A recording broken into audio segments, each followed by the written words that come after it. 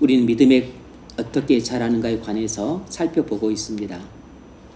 첫 번째는 믿음의 정의, 두 번째는 믿음이 성장하는 방법, 세 번째는 그 결과에 대해서 오늘 살펴볼 것인데, 믿음의 정의는 세 가지였습니다. 첫 번째, 믿음은 예수님을 구주로 영접하는 것이라 그랬습니다. 두 번째는 하나님을 신뢰하는 것, 세 번째는 순종하는 것입니다. 하나님 말씀에 순종하는 것. 지난 시간에 우리가 믿음이 성장하는 방법에 대해서 살펴봤습니다. 믿음이 어떻게 자라는가? 믿음이 자라는 것은 두 가지 방법이 있다 그랬습니다. 존 오웬은 확실하게 이렇게 구분했는데, 은혜 살리기, 죄 죽이기, 이 두 가지 방법이라 그랬습니다.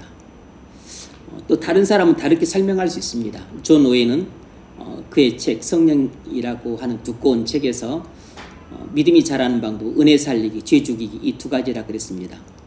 물론 당연히 성경을 근거로 하고 있는 이야기입니다.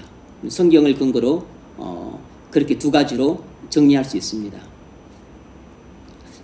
우리 믿음이 자라려면 맨 처음 은혜를 받아야 됩니다. 그러면 어떻게 해야 은혜를 받을 수 있는가? 우리가 지난 시간 살펴봤죠. 은혜를 받는 방법은 여러 가지가 있지만 대표적으로 8가지를 소개했습니다. 은혜를 받으려면 맨 먼저 주일 성수를 해야 됩니다. 두 번째로 예배를 통해서 은혜를 받을 수 있습니다. 그러므로 우리는 모든 공예배에 참석을 해야 됩니다. 그리고 세 번째로는 성경 묵상입니다. 은혜를 받고자 하면서도 성경을 묵상하지 않는 사람은 이율 배반적으로 행동하고 있는 사람이에요. 그건 진정으로 은혜를 사모하지 않는다는 뜻입니다. 은혜를 사모하는 사람은 성경을 묵상합니다. 네 번째는 기도입니다. 역시 은혜를 받고자 하는 사람은 기도를 해요. 기도를 하지 않는 사람은 은혜를 받고자 하는 마음이 없는 건 아니지만 하기가 싫으니까 안 하는 것이죠. 이제 사모하는 마음보다 게으름이 더 크기 때문에 기도를 안 하는 것입니다. 근데 사모하는 마음이 크면 게으름을 이기고 기도를 합니다. 결국 기도하느냐 안 하느냐는 게으름과 사모하는 마음의 그 싸움에서 사모하는 마음은 적고 그리고 게으름이 크기 때문에 기도를 안 하는 것입니다. 물론 개인적으로 성경도 묵상하지 않고 기도도 하지 않으면 은혜 받을 길이 요원해요. 뭘 통해서 은혜를 받죠? 예배는 일주일에 한정되어 있는데, 그리고 성경 묵상은 본인이 매일같이 은혜를 받을 수 있는 통도고, 그리고 1시간, 2시간, 3시간, 아니면 본인이 또 쉬는 날 같으면 5시간, 7시간도 묵상하면 은혜를 폭포수처럼 받을 수 있는데 본인이 묵상은 안 해요. 그럼 뭘 통해 은혜를 받죠? 은혜 못 받습니다. 기도, 본인이 매일같이 해서 은혜를 받을 수 있는 통로예요. 하나님이 주셨어요. 근데 기도를 안 해요. 그럼 어떻게 은혜를 받죠? 기도도 1시간, 2시간, 3시간, 5시간, 7시간, 9시간, 12시간 할 수 있는데 기도를 안 해요. 그럼 뭘 통해 은혜를 받죠? 하나님이 하나님 앞으로 나오지도 않는데 그 사람한테 은혜를 주시는 경우는 없어요.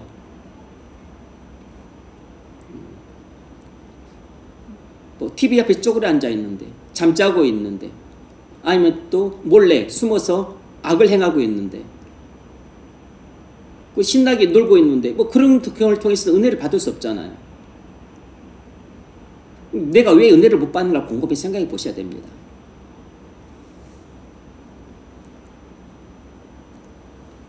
다섯 번째는 성도 간의 교제를 통해서 은혜를 받을 수 있습니다. 이것도 좀 제한적이죠.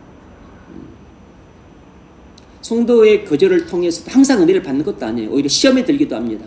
마음이 강박하거나 또 마음이 굳어있는 상태면 이거 뻑하면 시험을 받네. 전혀 시험 받을 일이 아닌데 본인만 시험을 받아. 시험 받는 사람 항상 그냥 시험 받고 또 상처를 받아. 뭔 놈이 상처를 그렇게 자주 받는지 모르겠어.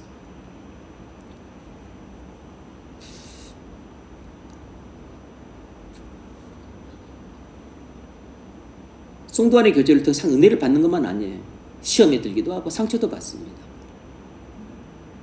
그러나 성도 간의 교제가 은혜롭게 이루어지면 은혜를 받습니다. 그리고 교회 봉사를 통해서 은혜를 받을 수 있어요.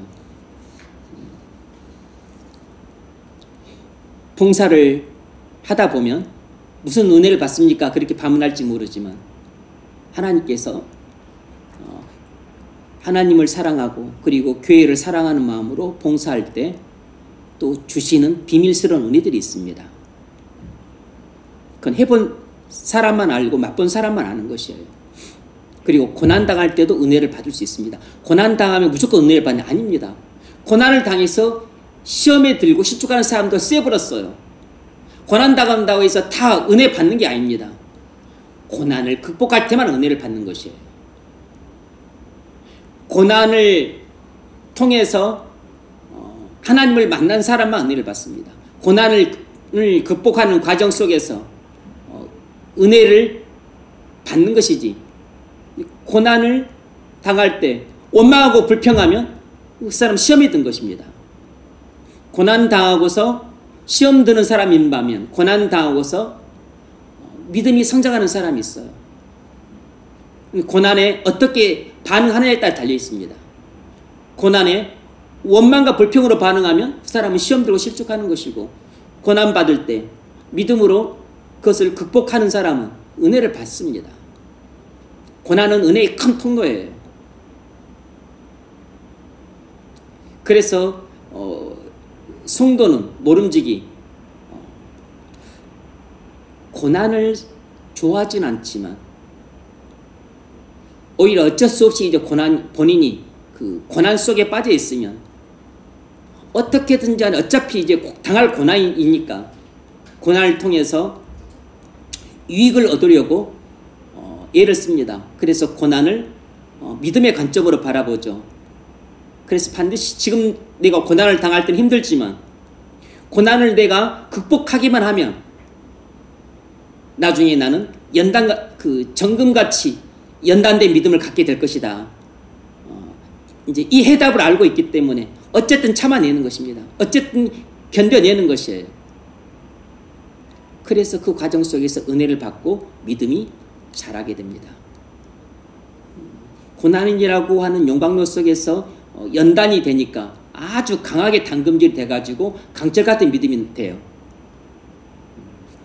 그래서 하나님은 우리 믿음을 자라가기 위해서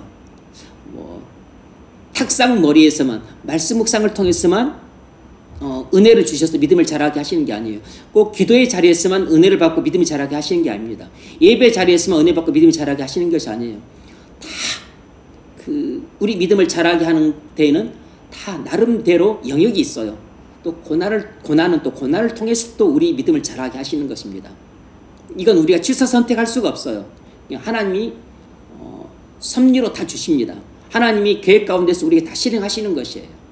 그러면 고난이 내게 닥쳤었을 때 왜 이 쓸데없는 것이 내게 왔을까? 안 왔으면 좋았을 텐데 그런 생각을 하시면 안 됩니다. 우리는 항상 단 것만 좋아해서 단 것만 먹으려고 하는데 단 것만 먹으면 이가 다 썩어요. 몸에 좋은 것은 오히려 그냥 맛이 몸이 건조하거나 아니면 뭐 시거나 아니면 떫거나 그럴 수 있는 겁니다. 아니면 쓰거나 양약 고글하고 좋은 약은 입에 쓰다 그랬습니다. 단 음식은 대체로 우리 몸에 해로워요. 마찬가지로 우리가 하는 일이 달달하고 아주 편하고 아주 재미지고 그런 것들은 대부분 우리 영적인 성장에 별로 유익이 안 됩니다. 말씀 묵상하는 거 좀 힘들어요. 왜냐하면 완전히 집중하고 완전히 몰입하고 완전히 그냥 묵상 삼매경에 빠지게 되니까 우리의 그냥 모든 지력과 영역을 다 쏟아 부어내니까 그거 끝나고 나면 그냥 육체적으로 몹시 피곤해요. 기도도 마찬가지입니다. 기도도 완전히 진액을 짜내서 이렇게 하는 기도는 기도 끝나고 나면 막 탈진이 될 정도로 힘들어요. 막 그렇지 않다 할지라도 무릎 꿇고 그냥 예수가 머무르치고 기도하니까 기도하고 나면 많이 지쳐요.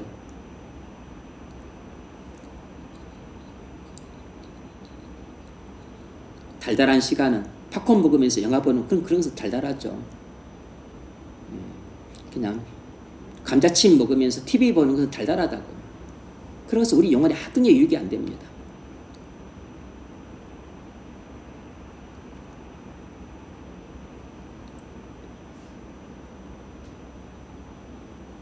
여덟 번째로 순종해야 됩니다. 순종할 때 믿음이 자라요. 지난 시간 살펴봤던 내용입니다.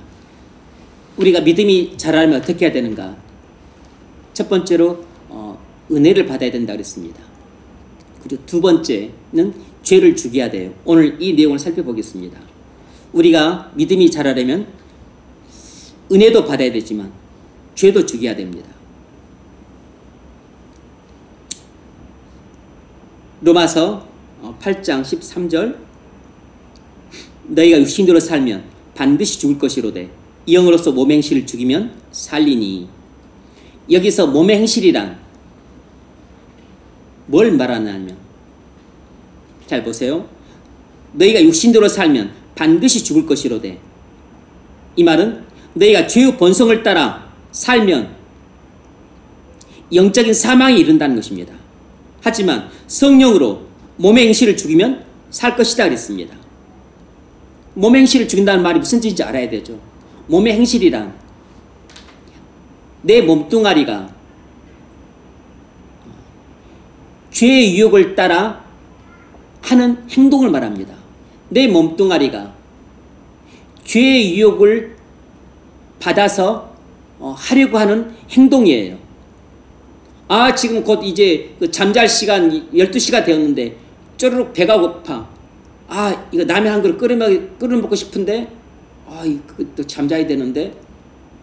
그런데 그 유혹을 못 이기고 일어나서 라면 한 그릇 끓여 먹어. 그게 바로 몸의 행실이에요.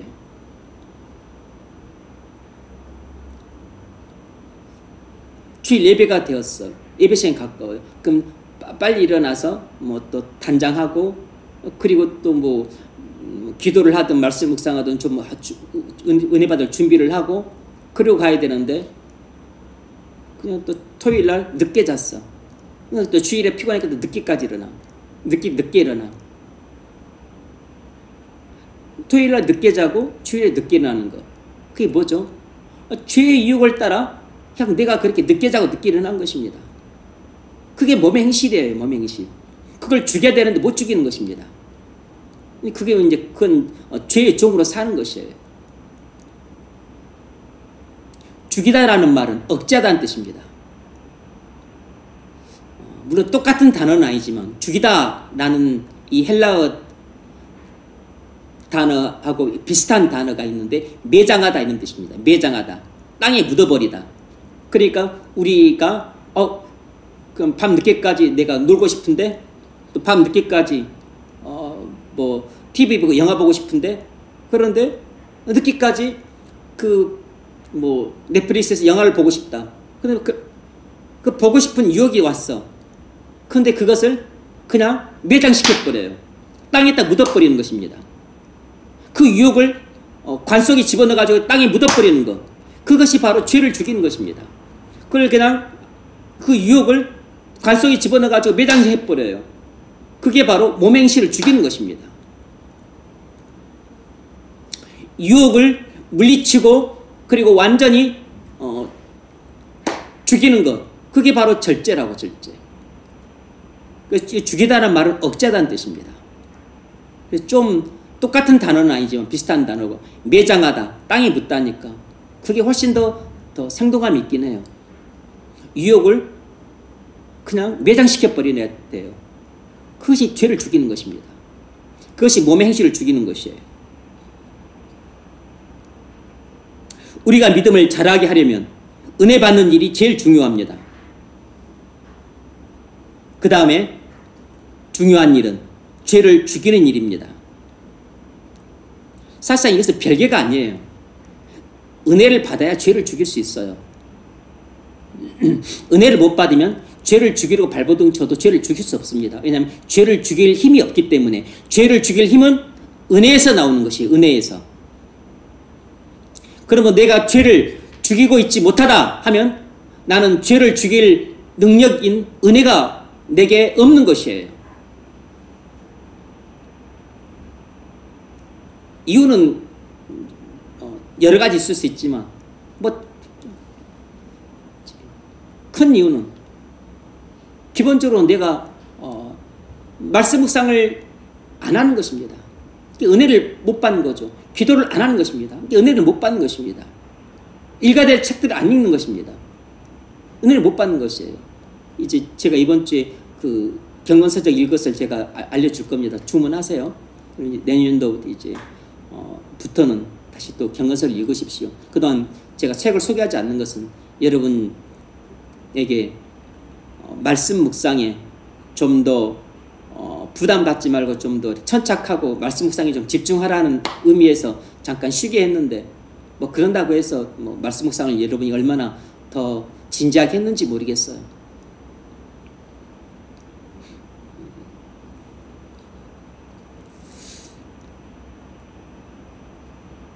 죄는 성령으로만 죽일 수 있습니다. 어떻게 죽일 수 있죠? 그건 우리가 죄의 유혹을 받을 때 죄의 유혹에 넘어가지 않고 성령의 인도하심에 순종하면 죄를 죽이는 것입니다. 우리가 순간순간마다 죄의 유혹이 와요. 그때 죄의 유혹에 넘어가면 죄를 짓는 것입니다. 근데 죄의 유혹이 왔는데 죄의 유혹을 매장시켜버리고 그리고 성령의 인도를 따라 내가 순종을 합니다. 그것이 바로 성령으로 죄를 죽이는 것이에요. 그것이 바로 로마서 8장 13절입니다. 영으로서 몸의 행실을 죽이는 것입니다. 그때 내 영혼은 살게 돼요. 내 영혼에는 그 생명이 충만하게 됩니다. 그럴 때 내 믿음이 자라게 돼요. 내가 죄의 유혹이 올 때마다 죄의 유혹에 넘어가지 않고 죄의 유혹을 매장시켜버려요. 성령으로. 그리고 나는 성령의 인도를 순종하며 살아요. 그러면 죄성은 약화되고 내 안에 성령은 충만하게 됩니다.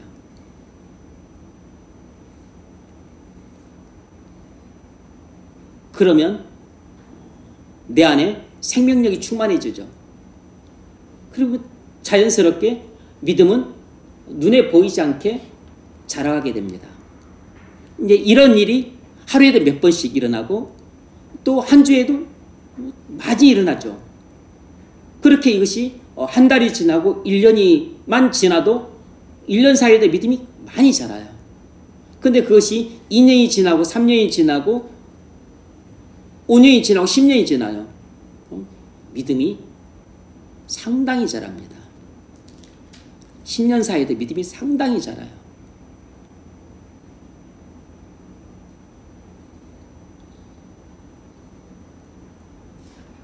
그런데 10년이 지났는데 10년 동안에 그런 일들을 하나도 안 해. 그런 일들이 거의 일어나질 않아. 그럼 믿음이 안 자라는 것입니다. 10년 전이나 10년 후나 믿음이 믿음이 본질적으로 자라지 않아요.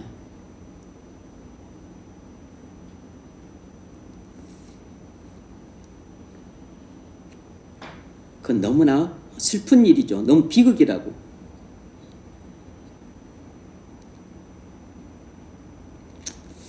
갈라디아서 5장 16절 너희는 성령을 따라 행하라. 그리하면 육체의 욕심을 이루지 아니하리라.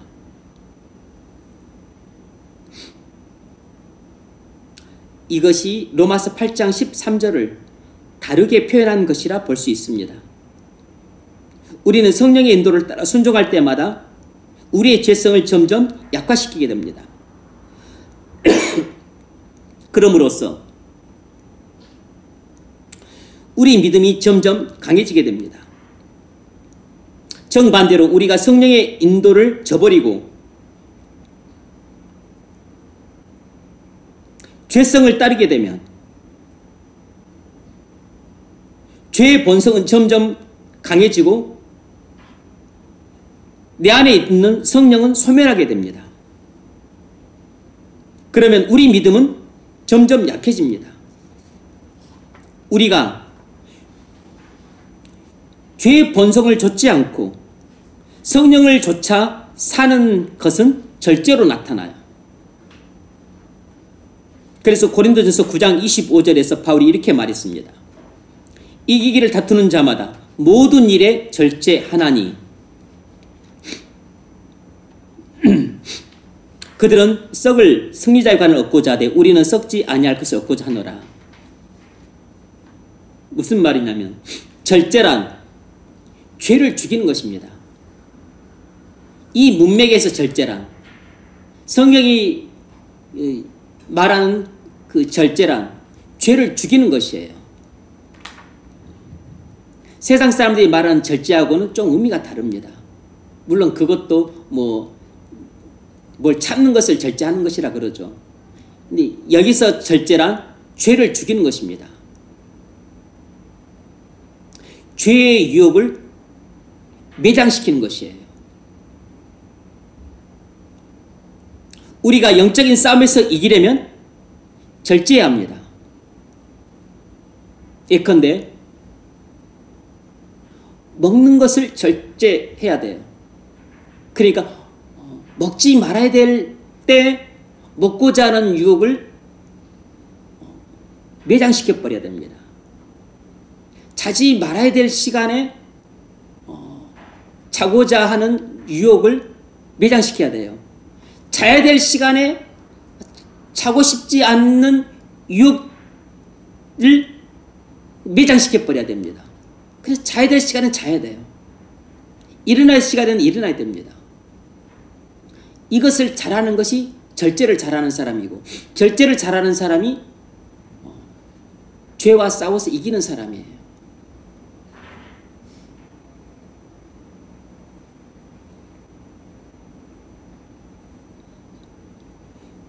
TV 보는 것, 또 유튜브 보는 것 절제해야 됩니다.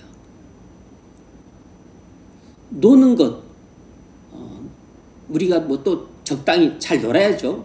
또 쉬는 것 다 쉬어야 됩니다. 그런데 절제를 해야 돼요. 노는 것도 적당히 놀아야 됩니다. 쉬는 것도 적당히 쉬어야 돼요. 근데 그게 쉽지가 않죠. 쉽지가 않다고. 워커홀릭들은 쉬어야 되는데 쉬질 않아. 직장에서 과도하게 일하는 그것도 죄입니다. 워커홀릭도 죄라고. 그렇게 해서 과로사하면 쓸데없는 거 괴죽음입니다.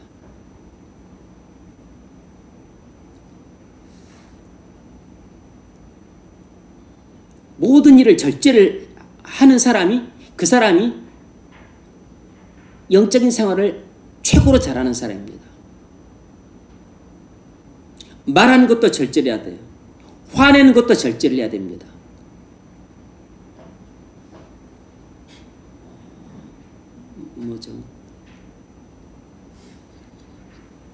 자기를 위해 돈 쓰는 것도 절제를 해야 됩니다. 많은 사람들이 자기를 위해 돈 쓰는 것을 절제를 못해요. 그래서 낭비를 하죠. 허비를 합니다. 사치를 해요. 허영에 빠진 사람들은 사치를 금할 수가 없어요.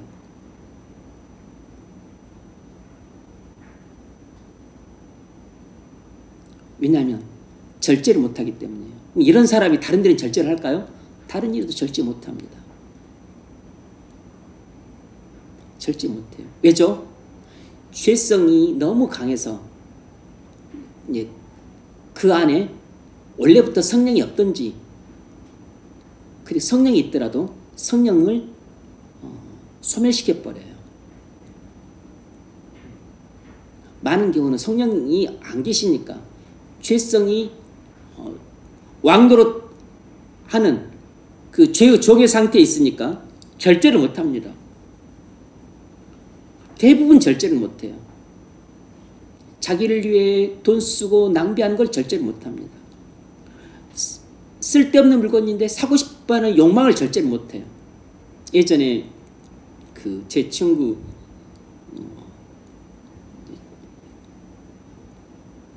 지금 와이프가 되는데 이제 사귈 때 어떤 옷에 한번 꽂히면 그게 계속 생각나기 때문에 못 사고는 못 빼긴다고 하더라고. 절제를 못하는 겁니다. 근데 세상 사람들이 많은 경우는 그래요. 모두 다 그런 건 아니지만 뭐 한번 꽂히면 꼭 그걸 해야 되고 한번 꼭 꽂히면 그걸 꼭 사야 되고 절제를 못하는 것입니다. 막 신경질이 나고 화가 나면 반드시 그냥 화를 내야 되고 신경질을 내야 되는 것, 내야만 그냥 분이 풀리는 것, 절제를 못하는 것입니다.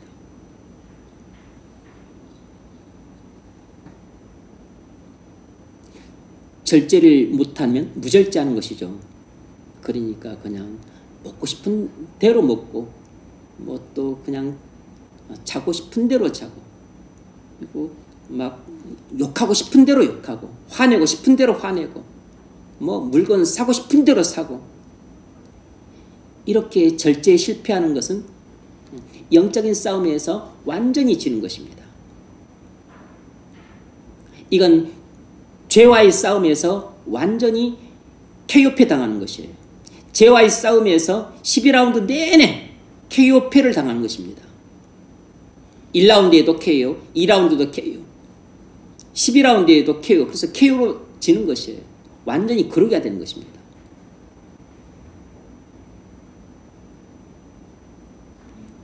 모든 일에 절제하는 사람이 진정한 인생의 승리자예요.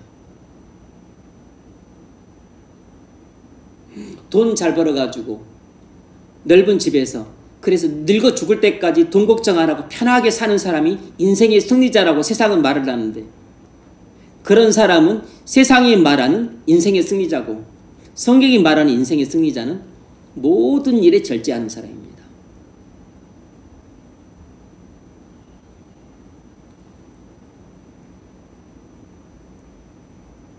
자기가 좋아하는 사람이 다른 사람과 결혼했어. 근데 그걸 못 참아.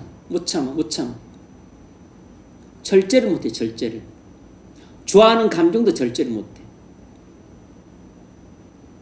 그런 사랑하는 감정, 그건 사랑이 아니에요, 사랑이. 본인이 착각하고 있는 것입니다. 왜냐하면 사랑은 나의 유익을 구하는 게 아니라 상대방의 유익을 구하는 것이거든.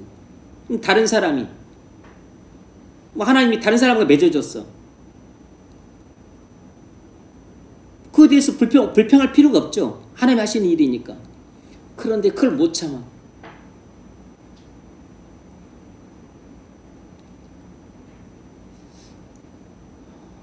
죄에게 완전히 지는 것입니다. 절제가 대단히 중요한 덕목이에요. 그래서 절제가 성령의 열매의 한 측면이에요. 성령이 맺는 열매는 하나인데 하나의 가운데서 말하는 9가지 측면 중에서 하나의 측면이라고. 맨 마지막 나오잖아. 9가지. 절제.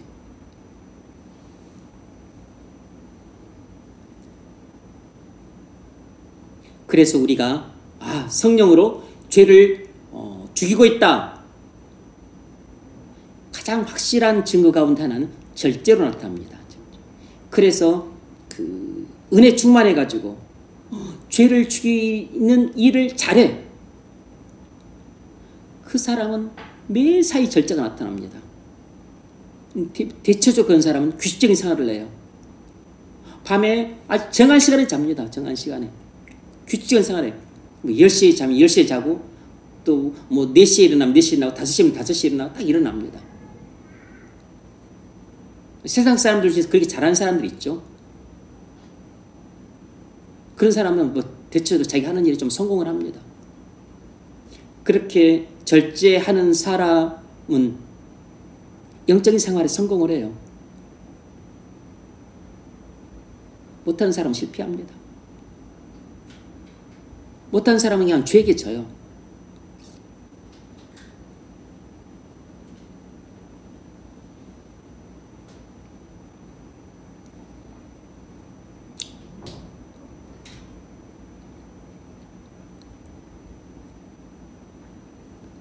그래서 신앙의 연륜은 하나도 자랑할 것이 못 돼요.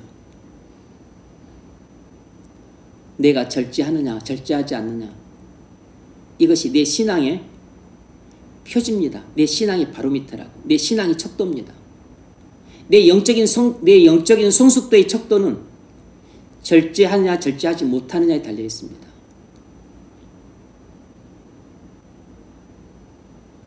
자기 감정을 절제 못하는 사람 누구죠? 어린아이들. 애기들은 감정을 절제를 못해요. 동물들도 감정 절제 못합니다. 자기가 사랑하는 주인이 한 달 만에 돌아와서 한 달 만에 봐. 걔가 자기 사랑하는 주인을 너무 좋아하니까 아주 발광을 합니다. 탁탁탁 뛰고 그냥 온 방 안을 돌아다니고 그냥 펄짝펄짝 뛰고 두 손을 어깨에 메고 그냥 얼굴을 핥고 꼬리를 치고, 그 기쁜 감정 주체를 못해요.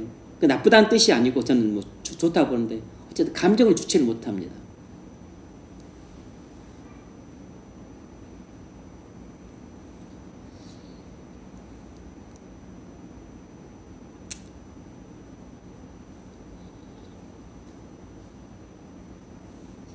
죄를 미워해서, 그건 뒤에서 이야기해야 되겠네. 네. 자, 그래서 요점 정리. 우리는 주 예수 그리스도를 믿고 거듭나야 됩니다. 그래야만 믿음이 자랄 수 있어요. 믿음이 자라려면 은혜를 받고 죄를 죽여야 됩니다. 시편 1편 1절. 복 있는 사람은 악인들의 꾀를 따르지 아니하며 죄인들의 길에 서지 아니하며 오만한 자의 자리에 앉지 아니하고 오직 여호와의 율법을 즐거워하여 그 율법을 주야로 묵상하는 자로다. 그는 시냇가에 심은 나와 씨를 쳐 가지를 맺으며 그 잎사귀가 마르지 않 같으니 그가 하는 모든 일이 다 형통하리로다. 1, 2절은 무슨 뜻이냐면, 하나님을 사랑하는 사람은 죄를 미워해서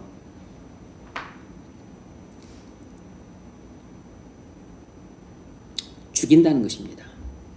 하나님을 사랑하는 사람은 죄를 미워해서 피하고 죽인다는 것이에요.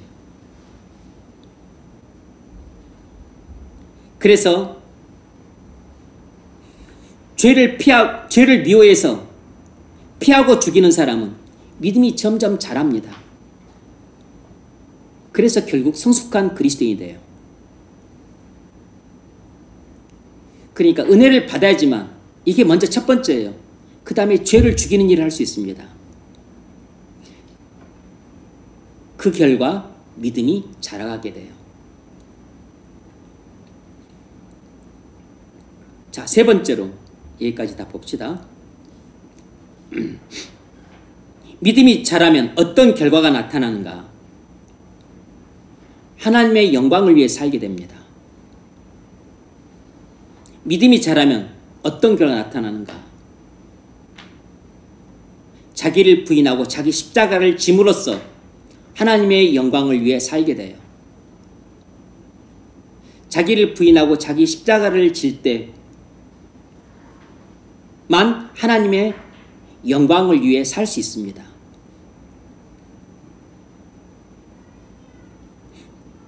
단순히 내가 사업을 해서 돈을 엄청나게 많이 벌어, 그래서 11조를 다른 사람보다 10배, 100배 많이 합니다. 그런다고 해서 내가 하나님의 영광을 위해 사는 게 아니에요.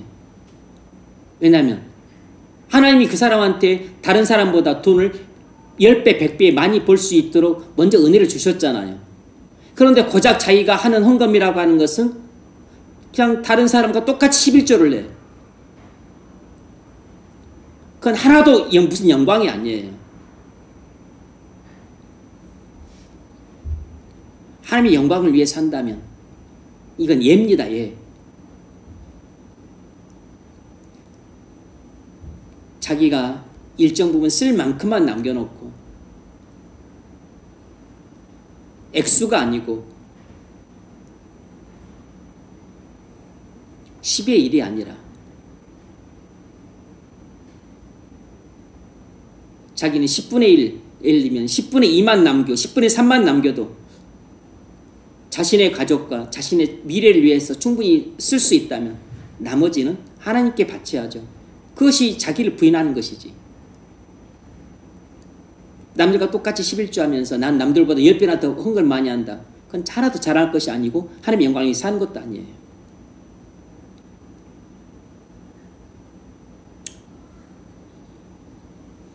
에베소서 4장 15절 오직 사랑하여서 참된 것을 하여 범사에 그에까지 자랄지라. 그는 머리니 곧 그리스도라. 예수님은 완전한 하나님의 아들이시자 구주이십니다. 예수님은 모든 그리스도인이 본받아야 할 완벽한 모델입니다. 그러므로 우리는 그리스도에 이르도록 믿음이 성장해야 됩니다. 우리는 믿음이 성장할수록 예수님을 닮게 됩니다. 우리가 믿음이 성장하면 어떤 결과가 나타나는가? 첫 번째, 세상의 유혹과 핍박에도 넘어지지 않습니다. 에베소서 4장 14절 이는 우리가 이제부터 어린아이가 되지 아니하며 사람의 속임수와 간사한 유혹에 빠져 온갖 교훈의 풍조에 밀려 요동하지 않게 하려 함이라. 우리가 날마다 은혜를 받고 죄를 죽이는 삶을 살면 성숙한 그리스도인으로 자라게 됩니다.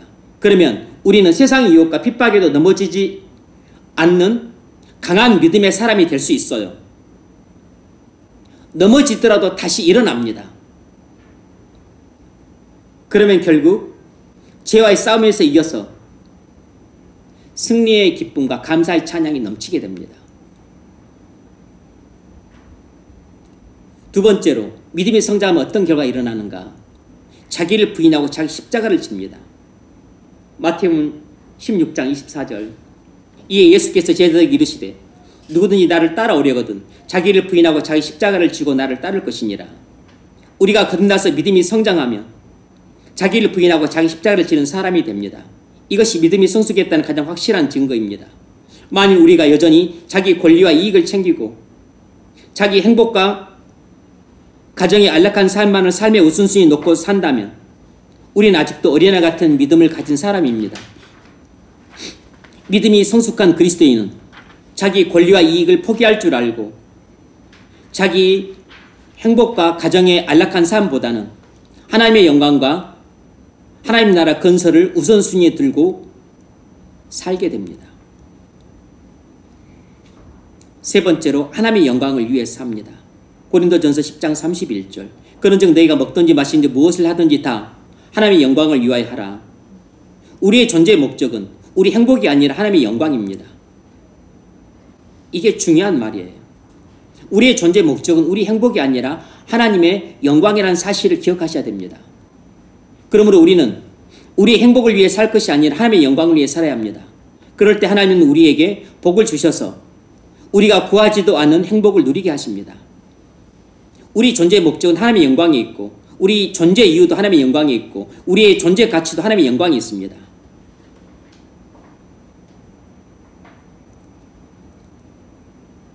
하나님의 영광이 아니면 우리는 존재 가치도 없고 존재할 이유도 없고 그리고 존재할 목적도 사라지게 돼요. 우리가 존재하는 이유는 하나님의 영광 때문에 존재하는 것입니다. 그런데 우리가 하나님의 영광 때문에 존재하는데 하나님의 영광을 위해 살지 않는다면 우리는 존재할 이유가 없는 것이에요. 내가 하나님의 영광을 위해 살지 않는다면 나는 내일까지 살 필요가 없고 그냥 오늘 죽는 것이 더 낫습니다.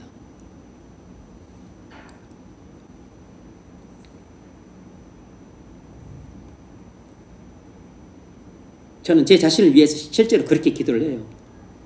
하나님의 영광을 위해 살 수 없다면 또 살지 못한다면 그냥 오늘 죽게 해달라고. 그래서 성숙한 그리스도인은 하나님의 영광을 위해 살기도 하고 죽기도 합니다. 우리가 날마다 은혜를 받고 죄를 죽이면 믿음이 성장합니다. 그러면 우리도 우리 행복이 아니라 하나님의 영광을 위해 살 수 있습니다. 여러분도 여러분의 인생의 목적을 분명히 하셔야 됩니다. 여러분 행복을 위해 살 것인지 하나님의 영광을 위해 살 것인지 양자 간의 선택을 분명히 하셔야 돼요. 그래서 여러분 행복을 위해서 여러분들이 원하는 것들이 있더라도 하나님의 영광을 위해서 그것을 내려놔야 된다면 그것을 내려놓을 수 있어야 됩니다.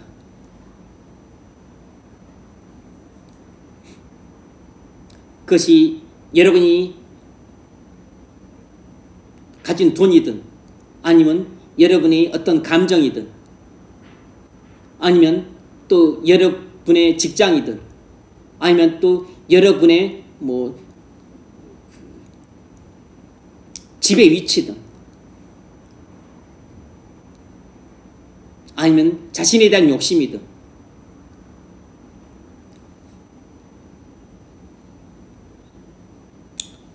그래서 우리가 믿음이 성장해야 되는 이유는 딱 하나입니다. 하나님의 영광을 위해 살 수 있기 때문이에요.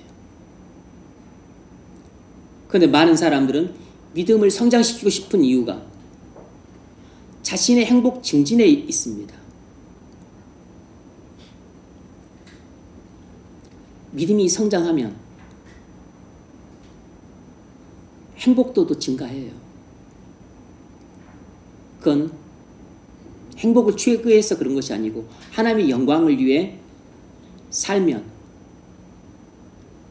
하나님께서 우리에게 삶의 만족도를 높여주심으로써 행복감도 증진이 됩니다. 그런데 하나님이 채워주시는 방법이 아니고 내 노력으로 행복도를 증진시키려면 그것은 참 힘겨운 싸움이에요.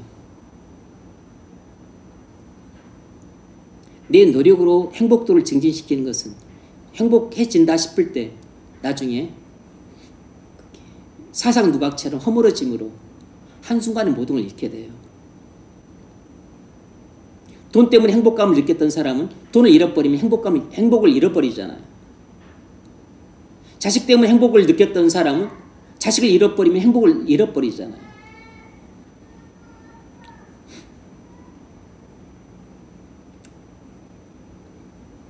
그러므로 행복은 욕망의 만족이 있는 것이 아니고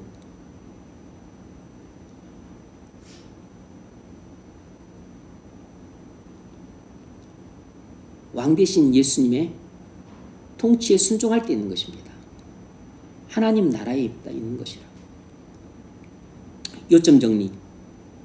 성숙한 그리스도인은 자기를 부인하고 자기 십자가를 짐으로 오직 하나님의 영광을 위해 삽니다. 이것이 우리 종교개혁 5대 표 중에 맨 마지막을 장식하잖아요.